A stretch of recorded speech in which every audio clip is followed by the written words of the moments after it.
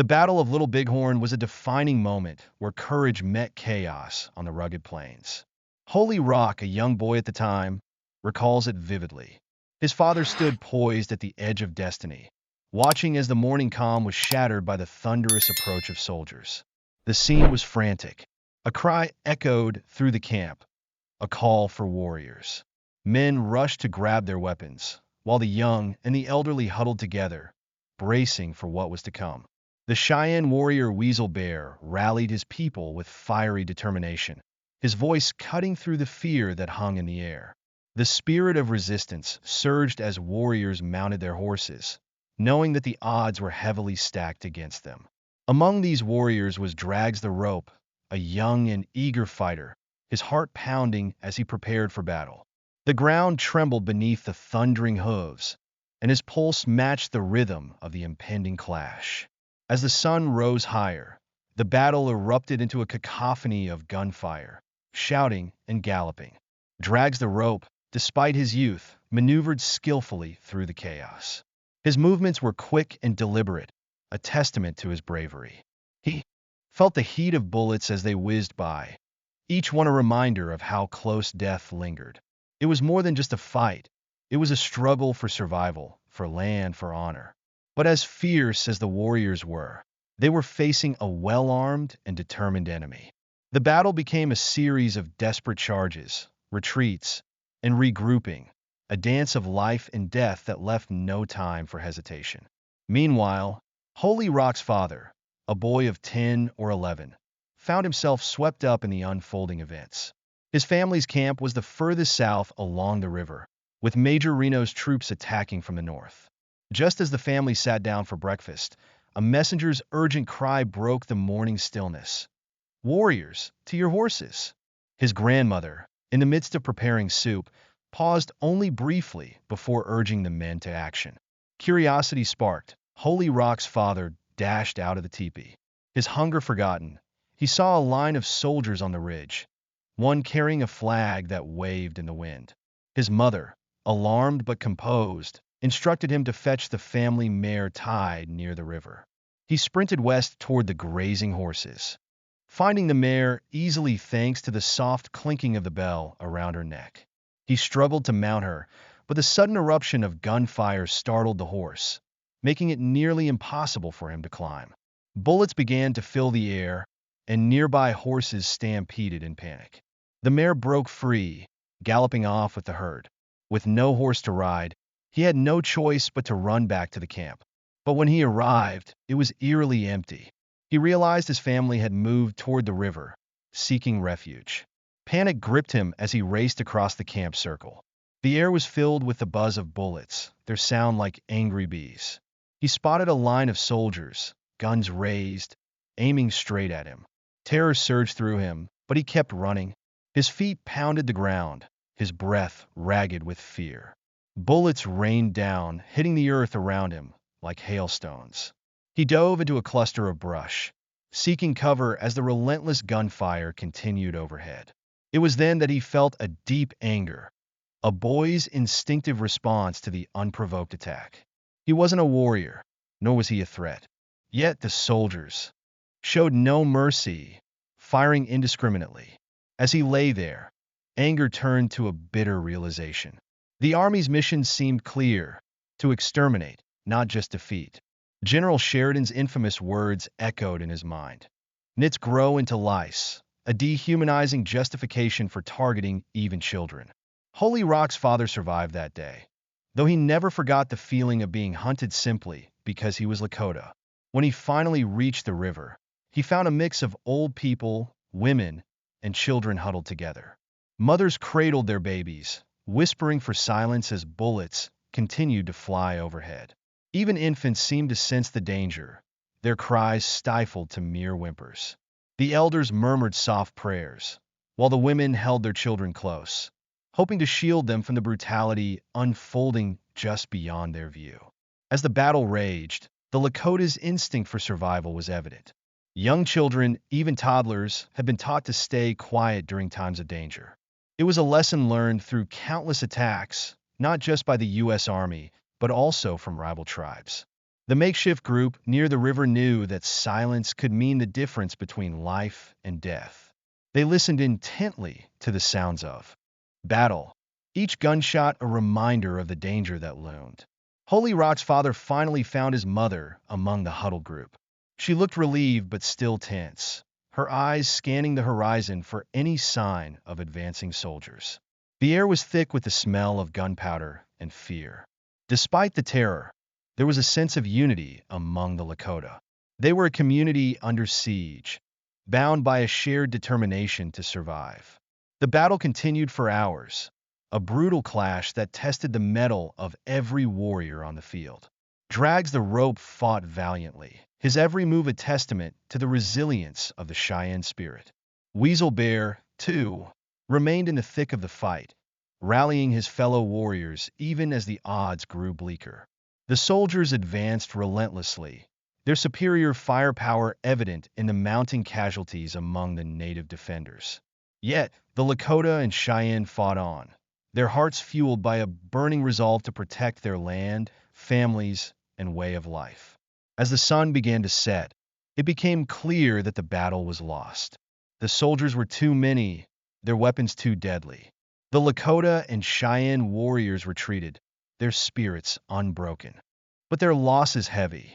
Holy Rock's father, still clinging to the safety of the brush, watched as the remaining warriors regrouped. The battle had taken a toll, but it had also ignited a fire within him. It was a fire that would burn for years to come, a reminder of what had been lost and what still needed to be fought for. The Battle of Little Bighorn wasn't just a clash of arms. It was a clash of worlds, of values, and of destinies. It was a battle that would be remembered not just for its outcome, but for the spirit of those who fought in it. Holy Rock's father carried that memory with him, a legacy of courage, sacrifice, and an unyielding will to survive. If you've made it this far, you've felt the pulse of history, the heartbeats of those who stood their ground. The Battle of Little Bighorn was more than a military engagement.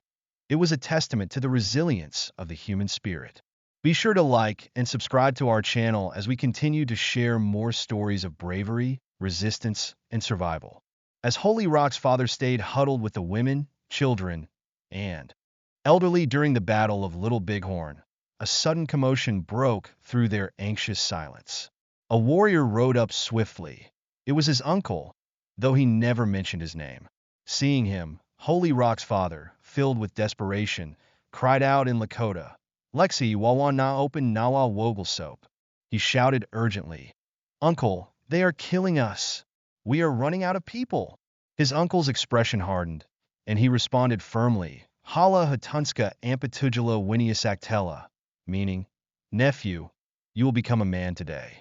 Without hesitation, he reached out, grabbing Holy Rock's father by the arm and hoisting him onto his horse's back.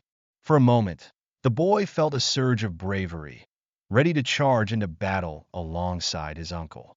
But before they could ride off, his mother rushed forward, tears streaming down her face. She clung desperately to his leg, refusing to let go. Her grief was palpable. She had lost a daughter at a young age, leaving Holy Rock's father as her only living child. "Please no," she begged, her voice breaking. "He's too young. He's all I have left." Seeing her overwhelming fear, his uncle paused. After a brief moment of conflict, he gently put the boy down.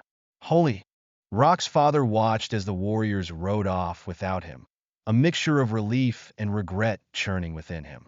He would often wonder what might have happened had his mother not intervened. Would he have been killed on the battlefield that day? Or would he have returned as a warrior? As the battle raged on, his uncle returned briefly to share news. A group of soldiers had been cornered on a nearby hill, preparing for one final, desperate charge. His uncle's voice was resolute as he spoke. "Today was supposed to be your day to become a man, even at 10 or 11. But his mother intervened again, refusing to let him go. Holy Rock's father never got that chance. When the battle ended, some historians later claimed that the Lakota and Cheyenne celebrated with great dances. But Holy Rock's father disagreed. He described the aftermath as solemn. Many brave warriors had fallen. Many more were injured, and even women and children had suffered casualties during Major Reno's attack. The celebration was a myth, according to his father. The warriors' victory was bittersweet, marked by heavy losses and the knowledge of what had been sacrificed.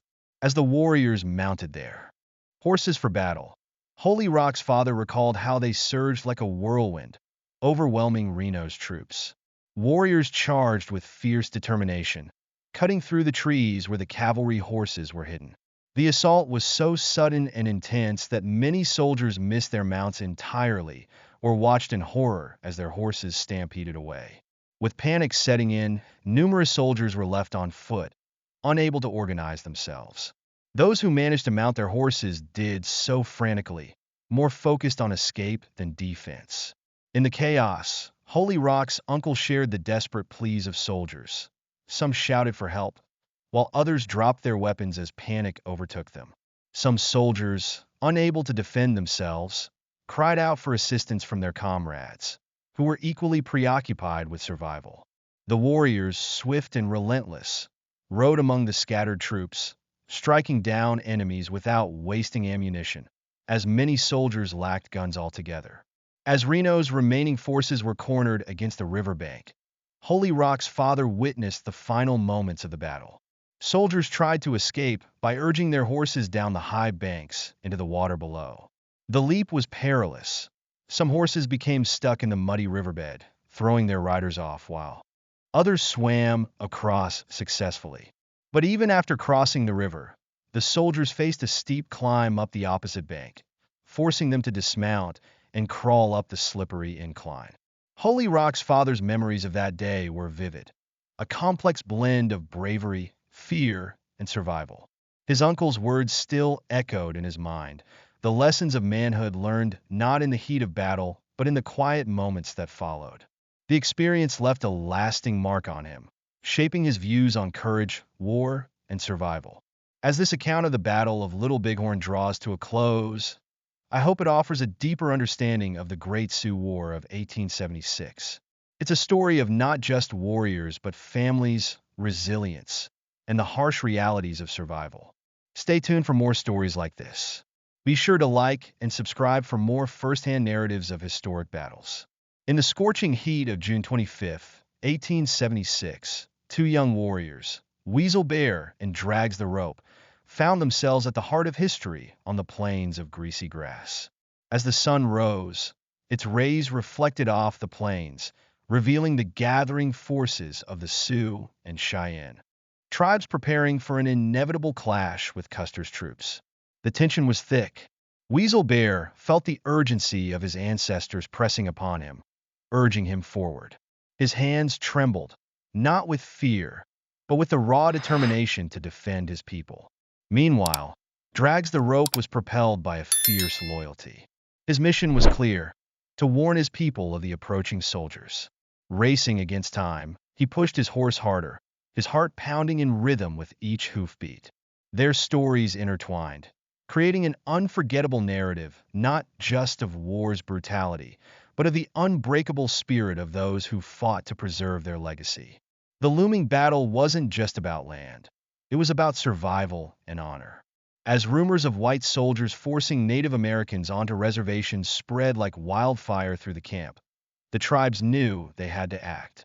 By late spring, with the grass tall enough to feed the ponies, the Cheyenne began moving up the Tongue River to join Sitting Bull at Greasy Grass. Around this time, word reached them that soldiers were approaching from the south, prompting the Cheyenne to send for Crazy Horse. With only 57 members, the Cheyenne band made a daring ride, catching the soldiers off guard at the Big Bend of the Rosebud River. The Cheyenne fought with the spirit of their ancestors, feeling the Great Spirit's presence, and successfully repelled the soldiers. After this crucial victory, the Cheyenne and Sioux bands converged at Greasy Grass under Sitting Bull's leadership, with two moons guiding the Cheyenne. Holy Rock, a young warrior at the time, was herding horses downriver when he heard the alarming cry, "The soldiers are coming!" Without hesitation, he drove the pony herd west and raced back to his teepee to grab his gun. As he approached, he saw Major Reno's men dismounting and setting up a skirmish line. The warriors, fueled by determination, charged fiercely. Yet Reno's men quickly remounted and retreated across the river, galloping up a steep bank toward a hill. Holy Rock and his comrades pursued them until Little Wolf, a Cheyenne chief, called them back. "Come back! The soldiers are going to attack us downriver," he shouted urgently. In the chaos, Holy Rock's friend, Kills in the Night, had lost his horse. Without hesitation, Holy Rock offered him a ride, and they sped across the river, following a ridge. Dust filled the air, and the smoke of gunfire rose thickly. Suddenly, Holy Rock's horse was shot from under him, and he felt a sharp pain as bullets pierced his foot and shoulder. Stunned, he collapsed to the ground, disoriented and vulnerable. But Kills in the Night, driven by loyalty, returned for him. Together, they pressed on into the battle, refusing to surrender. The battle's end brought victory for the Cheyenne and Sioux, but it came at a high cost. 7 Cheyenne warriors had fallen, yet they took pride in knowing they had played a significant role in Custer's defeat. That evening, the camp was filled with both grief and pride. As darkness fell, whispers spread that more soldiers were approaching along greasy grass. The next morning, Holy Rock joined his band across the river, where they faced Reno's men once again. Despite a swollen and painful foot, Holy Rock pulled it up with a rope to ease the discomfort and continued fighting. The following day, as the camp prepared to move up the Little Bighorn River toward the mountains, the morning sun rose hot and cloudless, its harsh rays illuminating the valley. Dust hung in the air, and the trails were dry from the lack of rain. A young Hunkpapa boy named Deeds wandered near the lodgepole trail, kicking at clumps of buffalo grass with his moccasin foot. Suddenly, his toe struck something solid, a drab, square box unlike anything his people used. Intrigued, Deeds knelt beside it, his young curiosity overwhelming any sense of caution. Barely 10 years old, he had spent his entire life in the Hunkpapa hunting grounds, far removed from the white man settlements. With an old skinning knife in hand, Deeds pried at the box's lid. He kept glancing up, hoping to see his older brother, Brownback, who was still rounding up their grandfather's ponies in the distance. Deeds planned to pick his favorite mount and help his brother drive the herd back to camp. Their grandfather, for horns, intended to give away the ponies along with all of their grandmother's belongings.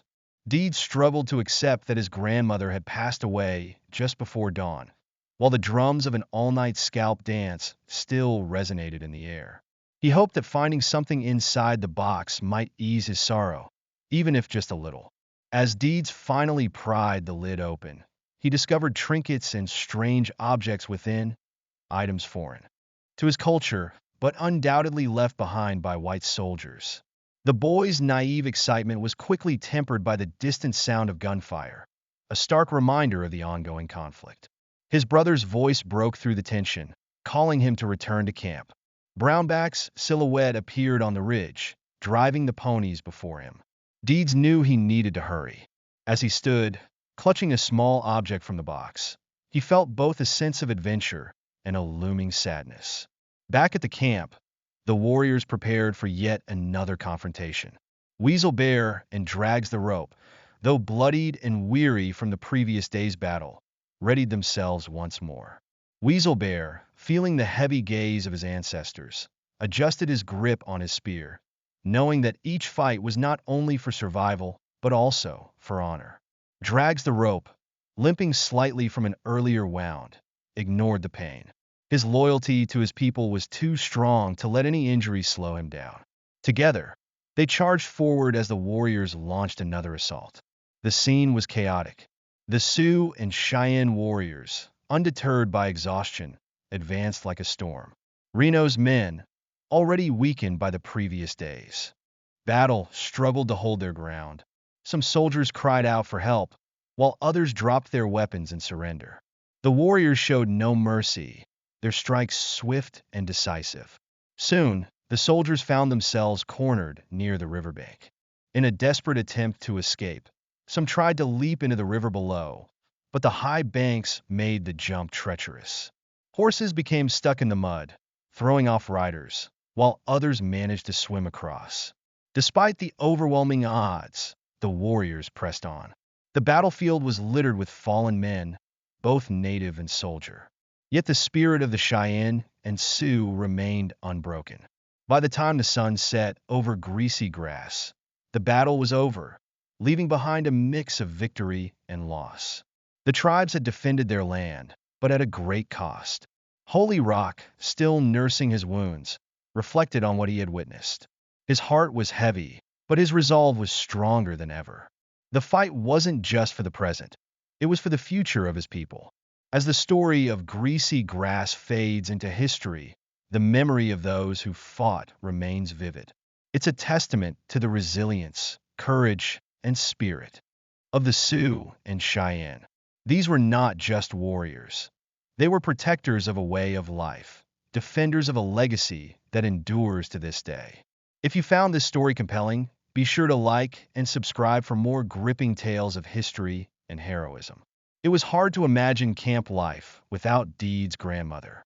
She was always there, fleshing hides or carrying loads of kindling and wild turnips. Her presence was a constant in his life. As the family gathered around her deathbed, solemn words from his uncle, Sitting Bull, deepened the mystery of her passing. Her death signals that a great event is about to unfold, he announced gravely. Perhaps my vision of our enemies falling into our camp will soon be realized. The elders, including the tearful Four Horns, nodded solemnly, while Deed stared silently at what remained of his grandmother, trying to comprehend the finality of death. A little later, Brownback called him away to help bring in the ponies, leaving Deeds with unanswered questions and a heavy heart. When Deeds finally managed to pry open the lid of the box he had found, he discovered hardtack, a kind of hard, crumbling bread unknown to him. He sniffed it and then hesitantly took a bite, recognizing the unfamiliar taste as white man's bread. Just as he was about to take another bite, the clatter of hoofbeats interrupted him. Expecting to see Brownback returning with the herd, he turned quickly. To his shock, he saw 3 white soldiers galloping toward him, carbines blazing. One of them shouted, "He's got the box!" before the air exploded with gunfire. Before Deeds could cry out or run, a bullet struck him square in the chest, knocking him down. As Deeds fell, Brownback and Drags the Rope, an Oglala youth, raced to help him. Drags the Rope had been nearby, gathering his ponies, when he heard the shots. In an instant, he knew they were too late. Deeds lay motionless, a fatal wound through his lungs. The soldiers, still mounted, continued firing at the 2 boys as they approached. One soldier, clearly giving orders, motioned for the others to advance. Drags the Rope, relying on his training as a young warrior, made a quick decision. He snaked through the tall grass, using the terrain for cover. Reaching Brownback, who was paralyzed by fear, he urged him to run back to the village and sound the alarm. "I'll hold off the soldiers until you're safe," Drags the Rope promised. Once Brownback was out of range, Drags the Rope sprang up and sprinted in a zigzag pattern downhill, hoping to reach a clump of box elder trees marking Medicine Tail Coulee. If he could get there, he could follow the dry wash down to the river and cross directly into the village. He also planned to lead a small war party back later to recover Deed's body. As he ran, an old Sioux war cry echoed in his mind. "This is a good day to die." He fully expected to hear the thunder of hooves closing in behind him or feel the impact of bullets. But the soldiers did not pursue him. Their gunfire ceased, and Drags the Rope glanced back to see the soldiers riding down the Lodgepole Trail, an old Indian route across the Wolf Mountain Divide. If they kept to that path, they would soon reach the southern end of the great village where the Hunkpapa camp was situated. Drags the Rope felt a cold certainty that these soldiers had just fired the opening shots of what would become a pivotal battle for both his people and the white men. Drags the Rope reached the village shortly after Brownback, having taken a wide detour along the divide before heading cross-country toward Medicine Tail Coulee. He followed the coulee down to the ford and crossed into the camp. He reported seeing only 3 soldiers, so initially there was little alarm among the Oglala camp. However, minutes later, a more urgent warning spread through the village, this time with real urgency. Drags the Rope joined Crazy Horse, fighting alongside the legendary Oglala leader throughout the intense battle that followed. The warriors prepared themselves for the fierce conflict that lay ahead. As bullets whizzed past and shouts filled the air, Drags the Rope fought valiantly, determined to honor Deed's memory and defend their land. With each swing of his weapon, he felt the spirits of his ancestors guiding his actions. The clash with the soldiers intensified, the air thick with gunpowder and the cries of warriors. Despite the chaos, Drags the Rope remained focused, never faltering in his resolve. The Battle of Little Bighorn became a defining moment for both Native Americans and the U.S. military. Drags the Rope's account offers a unique glimpse into the resilience, bravery, and profound sense of loss experienced by the warriors who fought. As he looked around the battlefield at the end of the day, he knew that many lives had been lost, including the young Deeds.